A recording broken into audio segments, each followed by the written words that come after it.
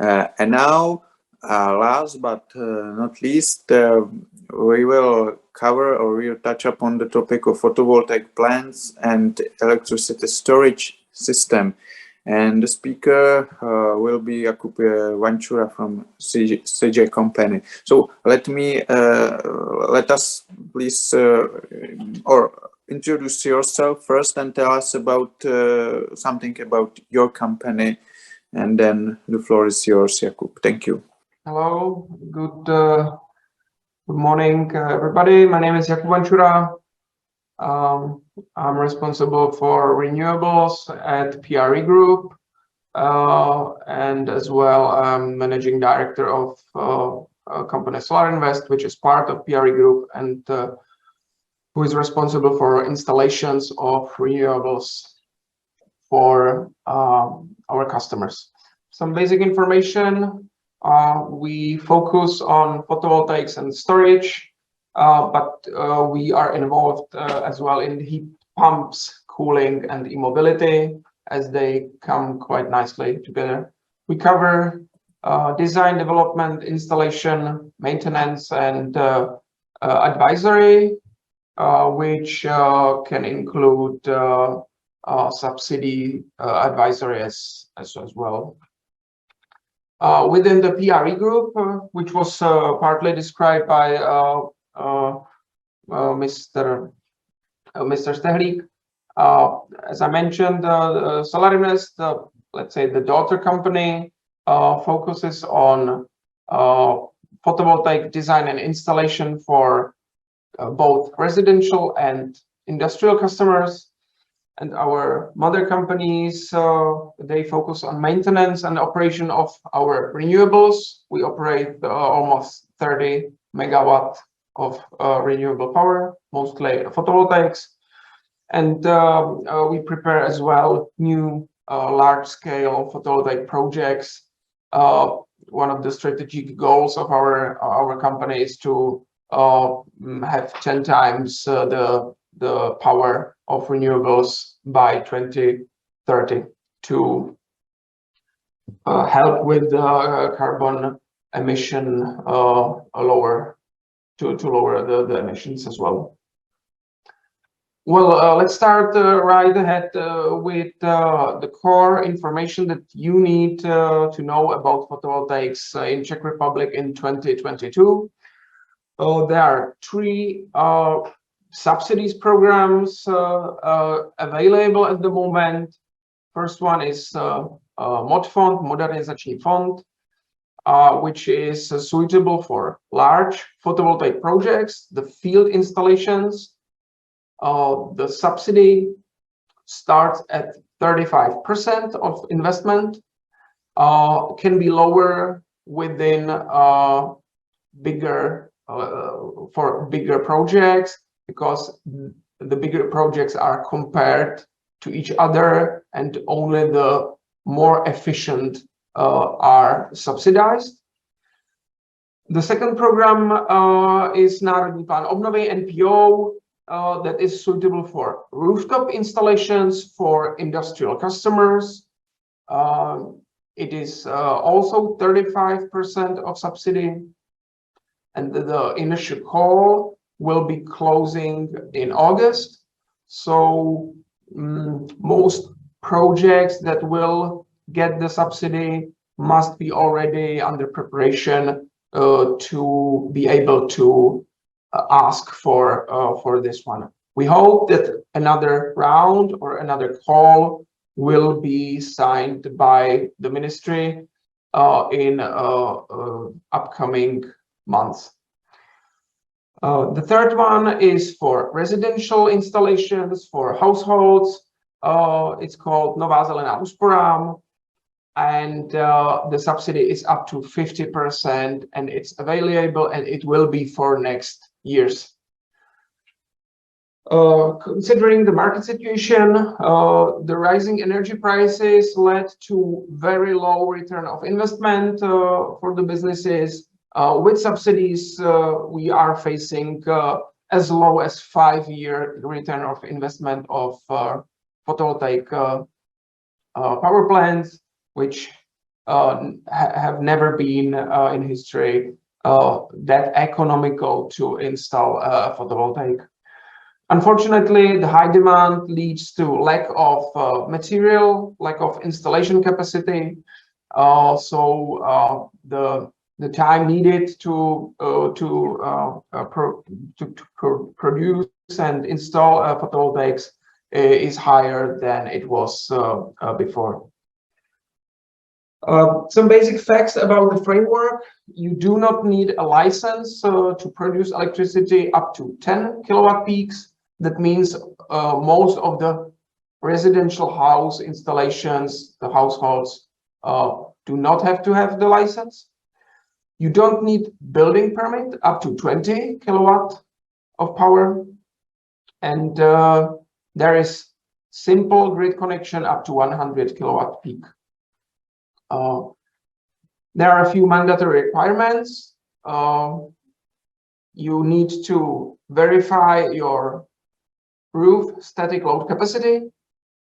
You need a fire safety solution documentation. You need grid connection permit, of course. And in some cases, like in historic areas, which is half of Prague, for example, you need consent of conservationists because unfortunately, photovoltaics is still something new, and they are not familiar, and they do not like photovoltaics on historical buildings. Not sure if it will change in future. I've marked 10 and 20 kilowatt peaks because these limits are being discussed at the moment, and they should be risen in upcoming months or years. We do not know how long it will take, but it should be higher. So in the future, you should be able to run photovoltaics up to 50 kilowatt peak without license and build up to 40 or 50 without building permit. When all these things come together, the photovoltaics can be installed. I will show you some recent installations for, I would say, typical industrial customers. This is gastro industry. They need a lot of cooling. So photovoltaic, which provides energy during summer, is one of the best solutions they can have. This is installation for bakery 115, which we've done 2 years ago. Very common customer or very common industry for photovoltaics are shopping malls. They usually have large areas on roofs which can be used. This photo is during construction. You can see partly done and part being prepared for panel installation. And logistics, buildings, logistic areas. They have large roofs as well, and they are mostly usable for photovoltaics. What you need to get done before having a photovoltaics. I try to describe a few step-by-step points. Usually the first step is a feasibility study for investment decision. You will get information about the ideal size of the photovoltaics, which depends not only on the area that you have on your roof available, but your consumption should be taken into consideration as well, because if you have too much production, then the efficiency is lower because the energy goes into the grid. You get some payments if you sell the electricity, but it's not that effective as if you use it on your own. So feasibility study will give you the information for your decision, whether the photovoltaics and what size is best for you. Then some project preparation is needed. You have to verify the load, static load capacity of the roof. You need to ask for a grid connection, whether the photovoltaics will be connected to the grid. So far, there are no restrictions on that, but they can occur in future. It's been a problem in few areas in the past as well. And before the start of the project, if you want, you can apply for a subsidy. Then there's building permit for most of the large projects, as I mentioned. The documentation must be prepared and negotiated with authorities.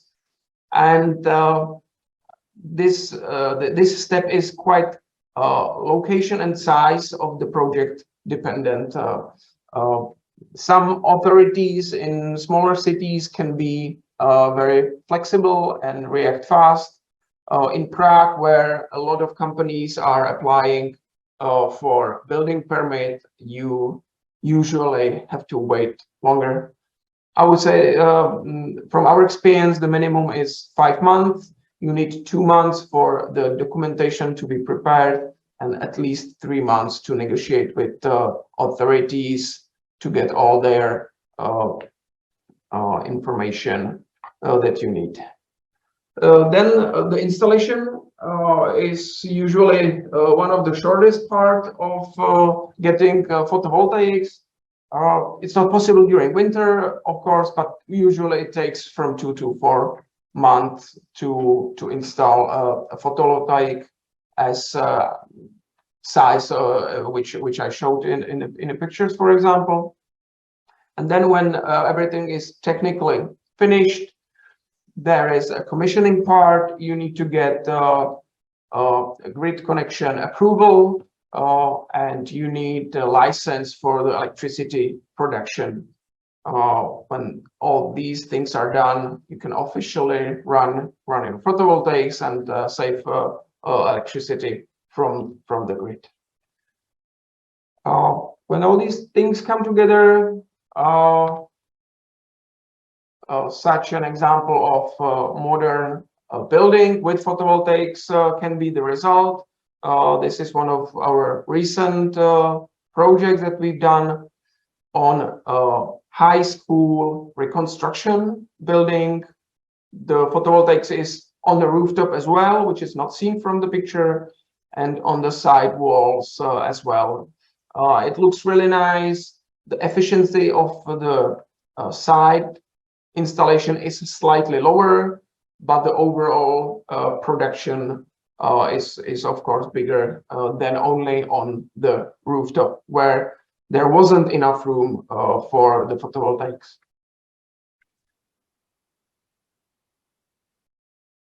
Along with this photovoltaics, we installed as well the storage, which is in the container. You can see it on the left far end of the picture.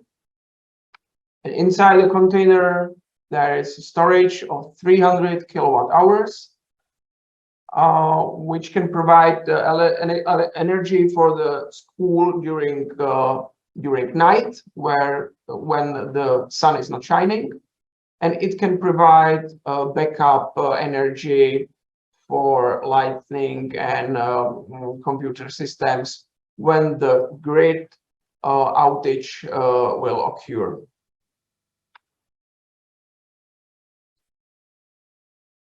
Thank you for your attention. If you have any questions about the situation at photovoltaic market in Czech Republic, I'm ready for it. Thank you. Thank you very much. Thank you very much for your insights. And let me ask you as well, because many people ask what are the aspects of new technologies, and they simply do not know, and they do not know the recent trends, for example, in realization or construction of photovoltaic power plants. So what are the main trends in your eyes regarding the construction and the technological solutions concerning photovoltaic power plants?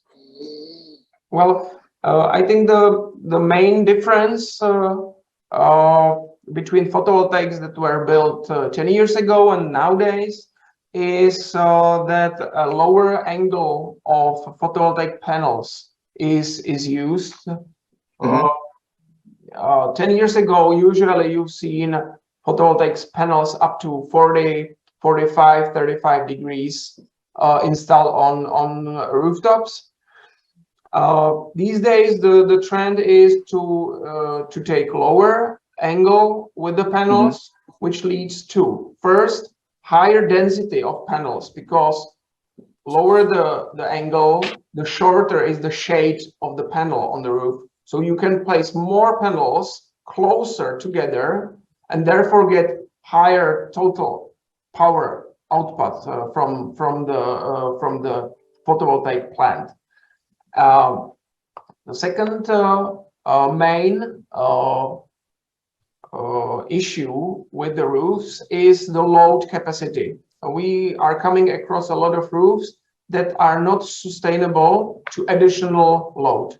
And if you have lower degree of the photovoltaic panel, it provides less resistance to the wind, and therefore you can have lower load on the panel for it to be safe and resistant to some wind, hurricanes, and other nature extremes that can occur.